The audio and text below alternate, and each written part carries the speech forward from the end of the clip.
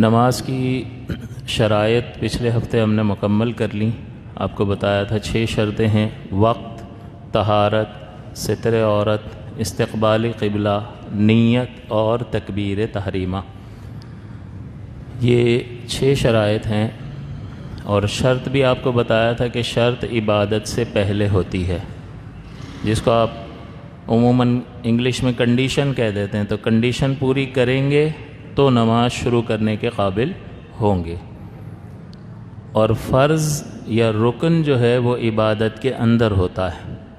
تو ہم نے ابھی وہ لازمی اور ضروری چیزیں سیکھی ہیں جو نماز سے پہلے کرنے والی ہیں.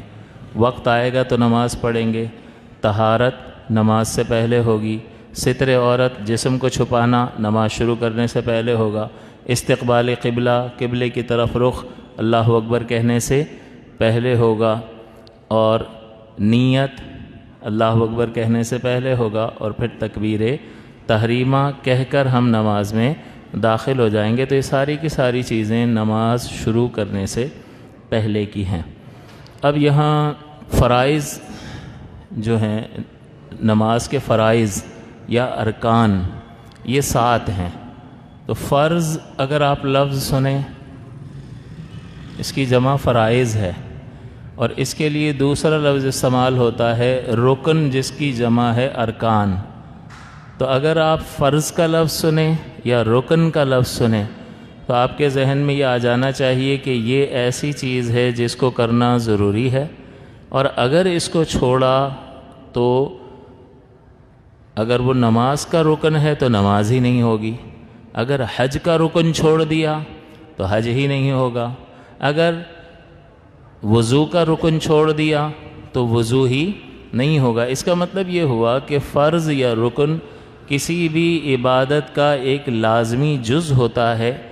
جب ہم ان تمام اجزاء کو جمع کرتے ہیں تو اب بننے والی چیز جو ہے وہ عبادت کہلاتی ہے. لہٰذا آپ جیسے وضو کے 4 فرض پورے کر لیں گے، چہرہ دھو لیں گے، ہاتھوں کو کوہنیوں سمیت دھو لیں گے، چوتھائی سر کا مسح کر لیں گے، اور ٹخنوں سمیت جب دونوں پیر دھو لیں گے تو ان 4 چیزوں کے مجموعے کا نام بنے گا وضو.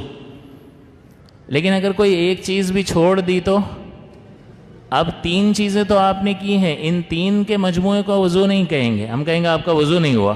وجہ ایک لازمی جز، ایک لازمی فرض یا رکن جو ہے وہ ابھی موجود نہیں ہے، پایا نہیں گیا، لہٰذا وہ شے بنی ہی نہیں جو آپ کرنا چاہ رہے تھے.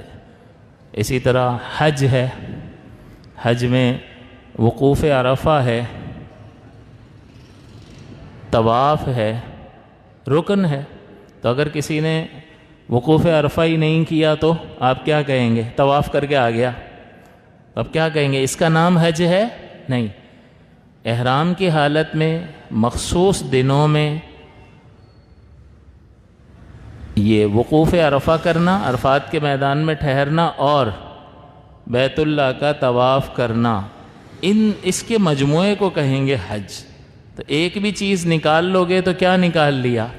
لازمی جز نکال لیا. جب لازمی جز نکال لیا تو وہ جس چیز کا لازمی جز تھا وہ شے تیار نہیں ہوئی. اگر وہ حج کا لازمی جز تھا تو حج نہیں ہوا، وہ نماز کا لازمی جز تھا، نماز نہیں ہوئی، وہ تیمم کا لازمی جز تھا تو تیمم نہیں ہوا. اس سے آپ اس کی اہمیت کا اندازہ لگا لیں کہ جب تک کسی عبادت کے فرائض صحیح طور پر ادا نہ کیے جائیں اس وقت تک وہ عبادت ہوتی ہی نہیں ہے. واجب میں تو یہ مسئلہ ہے کہ واجب کی وجہ سے عبادت تو باقی رہتی ہے، لیکن ارکان کی وجہ سے وہ عبادت ہی نہیں رہتی. جیسے اب آپ سمجھ گئے کہ فرض، کسی بھی چیز کا فرض رکن اگر ادا نہیں کریں گے تو وہ شے ہی پیدا نہیں ہوگی، اس کا وجود ہی پیدا نہیں ہوگا. اب نماز جو ہے وہ 7 ارکان پر مشتمل ہے. سب سے پہلے تکبیر تحریمہ،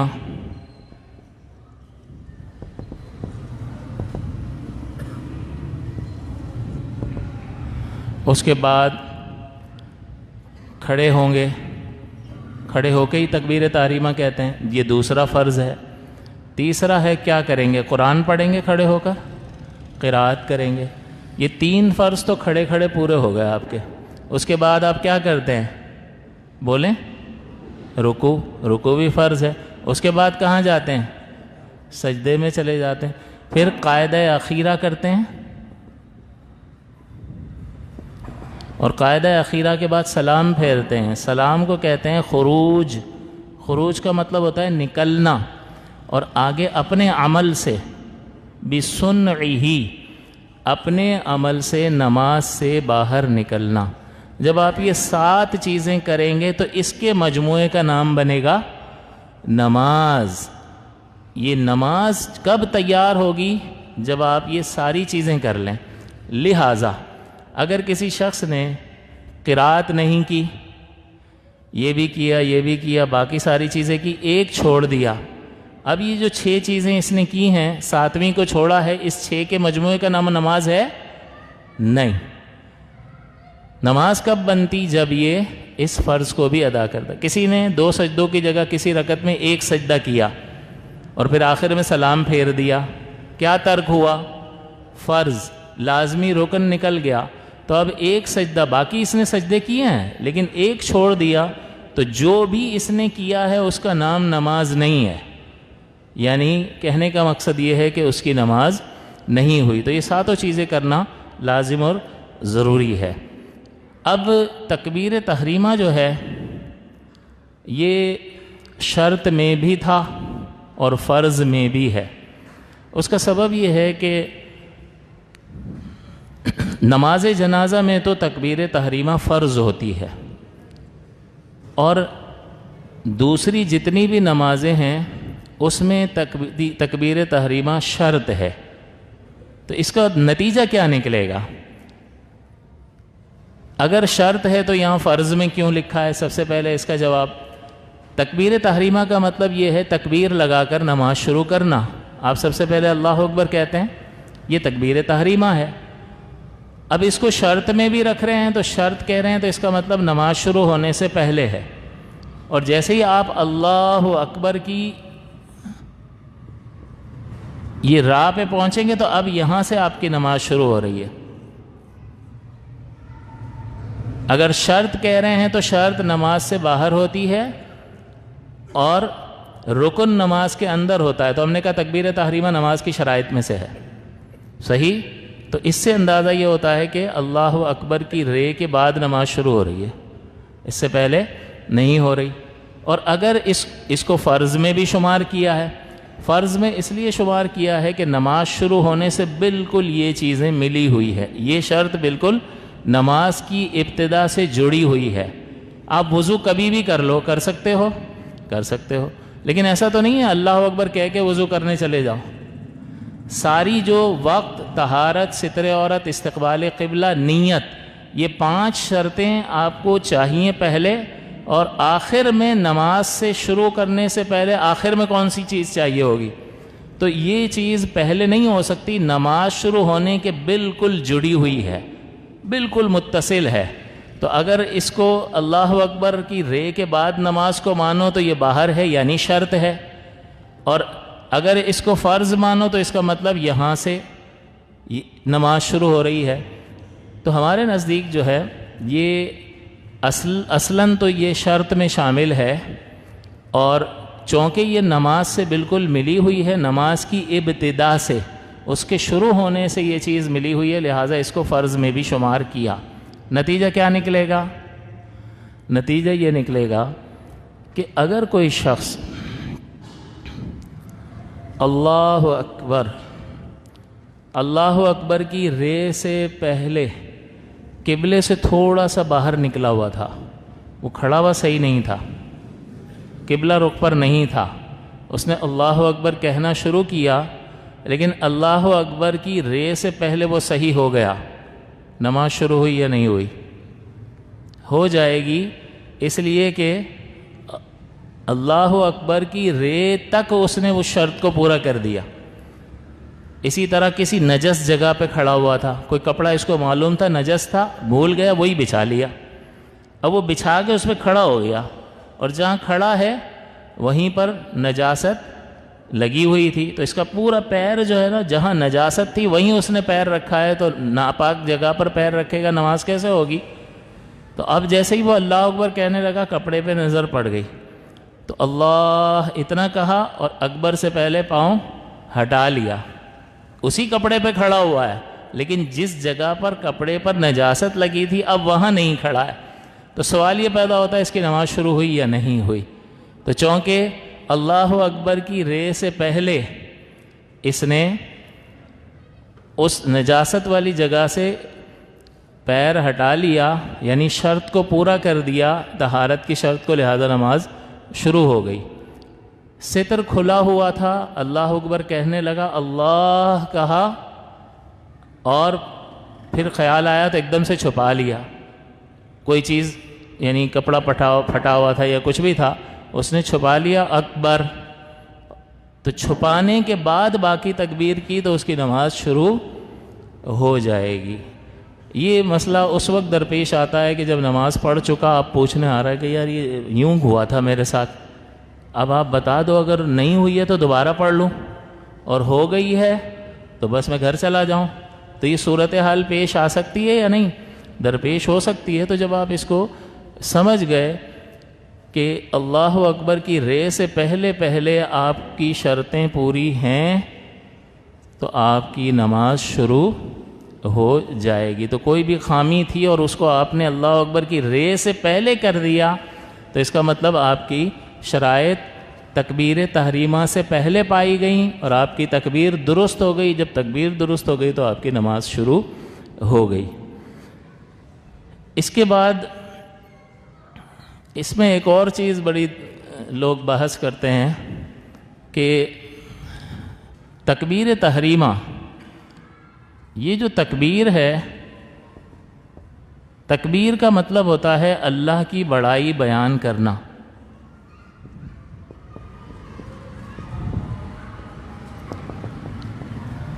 تو اگر کہا جا رہا ہے نماز شروع کرنے سے پہلے تکبیر لگاؤ تو آپ کو کیا کہہ رہے ہیں؟ اللہ تعالیٰ کی بڑائی بیان کرو۔ تو اللہ تعالیٰ کی بڑائی بیان کرنے میں اس سے بھی ہو جائے گا اللہ اکبر،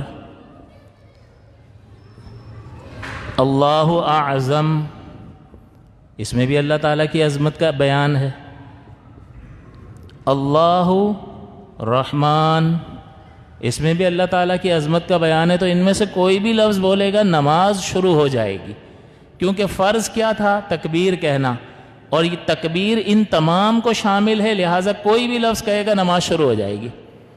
تو کسی نے کہا اللہ الرحمن، تکبیر کہنا فرض تھا، فرض پورا ہوا، نماز شروع ہو گئی، لیکن یہ والا کلمہ کہنا واجب تھا۔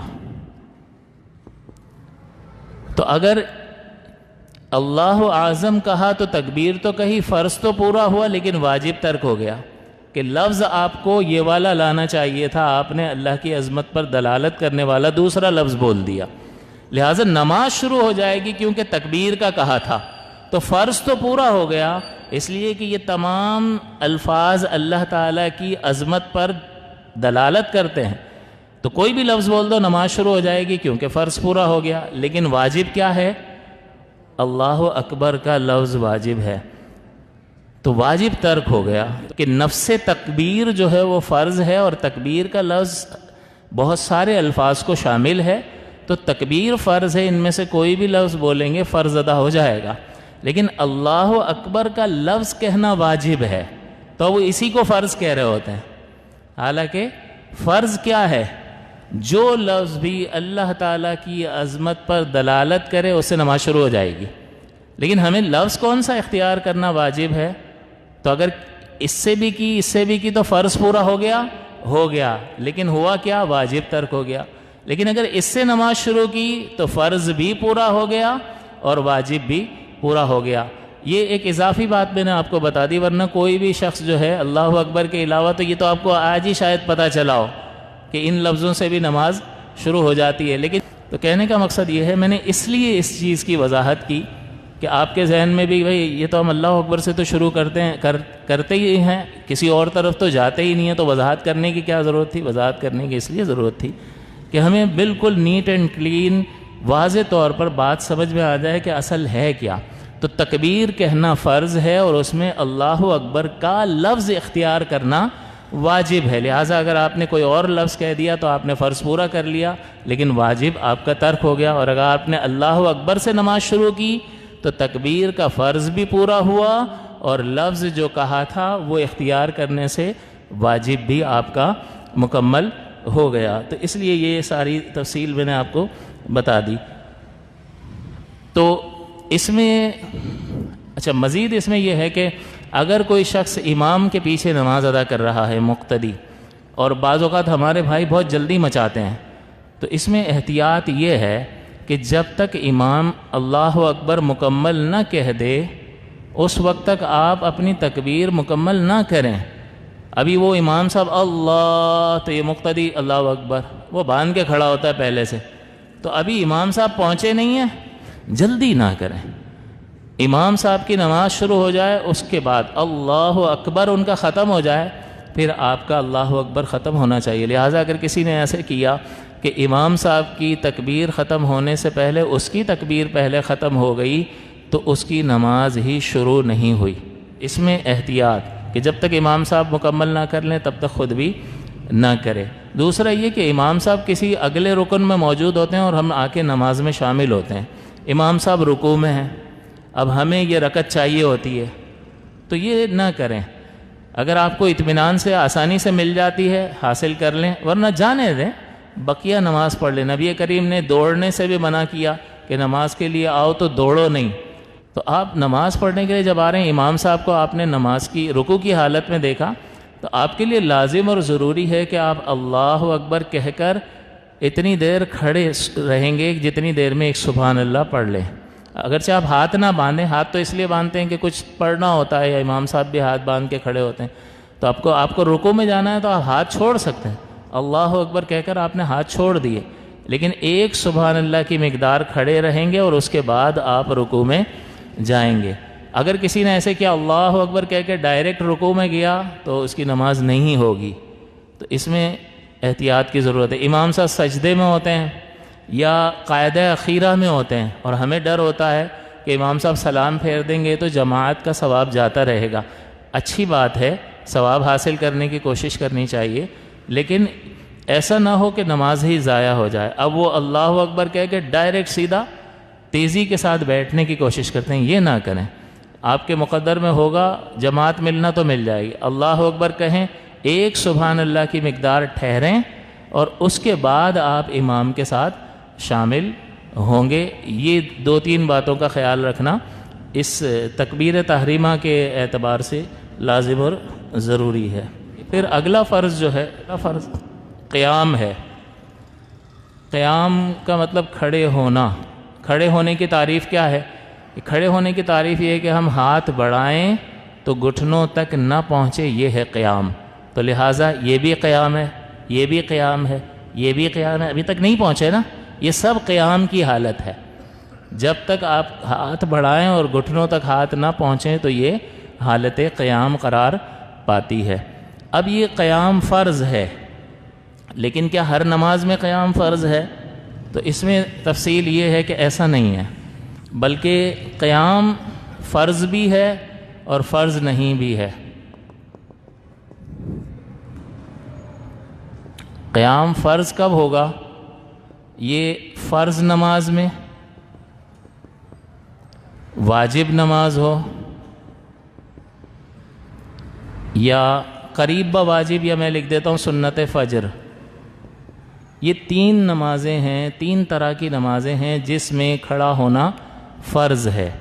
فرض نمازیں کون سی ہیں؟ 5 نمازیں جو ہم پڑھ رہے ہیں فرض ہیں یا نہیں ہیں؟ جمعہ فرض ہے، اسی طرح سے نماز جنازہ فرض کفایہ ہے۔ تو ان تمام نمازوں میں کھڑا ہو کر نماز پڑھنا فرض ہے۔ تو کوئی اگر کھڑا ہونے کی طاقت کے باوجود بلا عذر بیٹھ کر پڑھے گا یہ والی نماز تو نماز ہی نہیں ہوگی۔ اسی طرح جو نمازیں واجب ہیں اس میں بھی قیام فرض ہے، اور وہ نمازیں کون سی ہیں؟ ایک تو وتر ہے، دوسری عید کی نمازیں ہیں، یہ ساری واجب نمازیں ہیں، لہٰذا ان نمازوں میں بھی کھڑا ہونا فرض ہے۔ اگر بیٹھ کر پڑھنا چاہے گا تو بلا عذر بیٹھ کر نہیں پڑھ سکتے۔ اور سنت فجر کی چونکہ بہت زیادہ تاکید آئی ہے، اس لیے سنت فجر کو بھی بلا عذر بیٹھ کر پڑھیں گے تو نہیں ہوگی۔ تو یہ نمازیں جو ہیں ان میں قیام فرض ہے، لہٰذا اس کے علاوہ جو نمازیں ہیں، جو نمازیں سنت ہیں یا نوافل ہیں، ان میں کیا مسئلہ ہے؟ تو اس میں قیام فرض نہیں ہے۔ آپ چاہیں تو قدرت کے باوجود یہ نمازیں بیٹھ کر پڑھ سکتے ہیں، لیکن قدرت کے باوجود اگر بیٹھ کر پڑھیں گے تو ثواب میں کمی واقع ہو جائے گی۔ لہٰذا اگر کسی شخص نے ظہر سے پہلے کی 4 سنتیں بیٹھ کر پڑھ لیں، آپ سے پوچھتا ہوں ہو جائیں گی نہیں ہو جائیں گی؟ ہو جائیں گی۔ وجہ کیا ہے کہ اس میں قیام فرض نہیں ہے۔ فرض نماز، واجب نماز اور فجر کی سنت میں قیام فرض ہے، بغیر عذر کے بیٹھ کر نہیں پڑھ سکتے۔ اس میں فرض نہیں ہے، لہٰذا بلا عذر بھی بیٹھ کر پڑھیں گے تو پڑھ سکتے ہیں۔ تراویح اگر کوئی بلا عذر بیمار نہیں ہے، اچھا بھلا ہے، ٹھیک ٹھاک ہے، بیٹھ کر پڑھتا ہے، ہو جائے گی نہیں ہو جائے گی؟ ہو جائے گی، اس لیے کہ یہ سنت نماز ہے اور سنت نماز میں قیام فرض نہیں ہوتا، لیکن بہتر یہی ہے کہ وہ کھڑے ہو کر پڑھے، ذرا تھوڑی سی مشقت محسوس ہو۔ اس کا درجہ ذکر کیا گیا ہے رات کا قیام، تو قیام تو کھڑے ہو کر ہی ہوتا ہے، تو رات کا قیام جو ہے یہ افضل ہے۔ اسی طرح جتنے بھی نوافل ہیں چاہے تو بیٹھ کر پڑھے اور چاہے تو کھڑے کھڑے پڑھے۔ ہاں اس میں یہ ضرور ہے کہ اگر کھڑے ہو کر پڑھیں گے اجر زیادہ ملے گا، اور اگر بیٹھ کر پڑھیں گے تو ثواب میں کمی واقع ہوگی۔ اور یہ معقول بات ہے کہ جتنی مشقت زیادہ اتنی مزدوری زیادہ، اور جتنی مشقت کم اتنا اجر کم۔